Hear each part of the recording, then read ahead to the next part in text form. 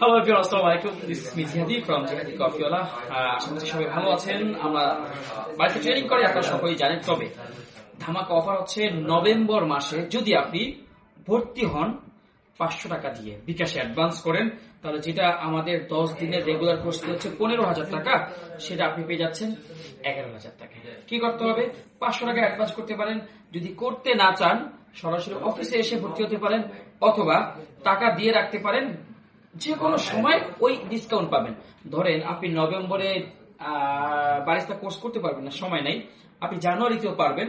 ওই 500 টাকার বিনিময়ে একটা স্ক্রিনশট থাকতে হবে। আর থাকা খাওয়া যদি যাদের লাগবে, জাস্ট প্রতিদিন 2 বেলা খাবার এবং থাকা 500 টাকা অ্যাড হবে। সো আজকে একটা কফি বানাবো, যেই কফিটার নাম হচ্ছে লাটে, না আই থিঙ্ক মকা বানাই। মকা মানে চকলেট বেস কফি, যেখানে আমরা এসপ্রেসো, চকলেট এন্ড লাটের মিল্ক থাকে। 200 থেকে 250 ml মিল্ক থাকবে, আর ফোম থাকবে লাটের মতো। সো চলুন একটা মকা শুরু থেকে শেষ পর্যন্ত কিভাবে বানাতে হয় দেখে। গাইস, তোমরা একটু থামবে প্লিজ।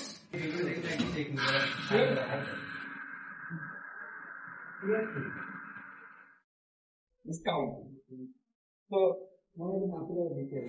আমরা এখানে কত 10 গ্রাম 10 গ্রাম অফ কফি বিন ব্যবহার করেছি for the single espresso.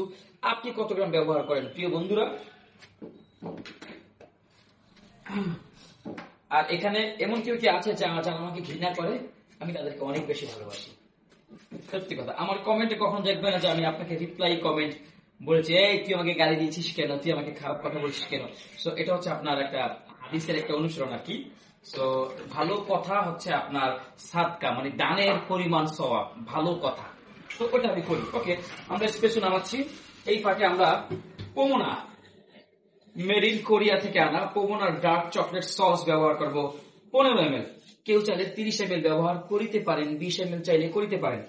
I am using 15 ml of dark chocolate sauce. আপনি চাইলে চকলেট পাউডার দিতে পারেন।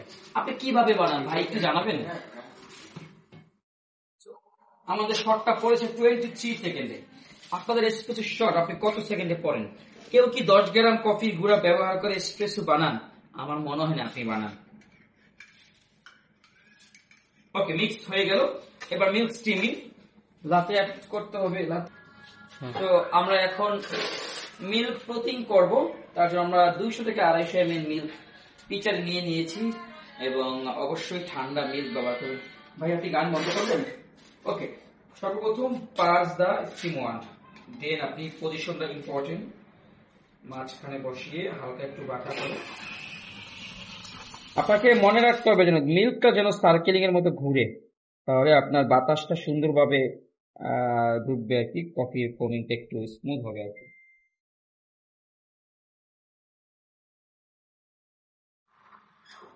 তো মকা কফি কোন কোন কফি শপে চলে সেটাও জানাতে পারেন।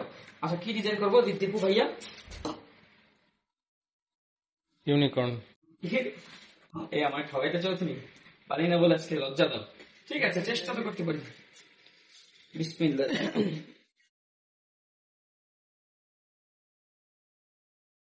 সর্বপ্রথম একটা, সরি ভাই আমি অন্য কিছু বানাই। হ্যাঁ,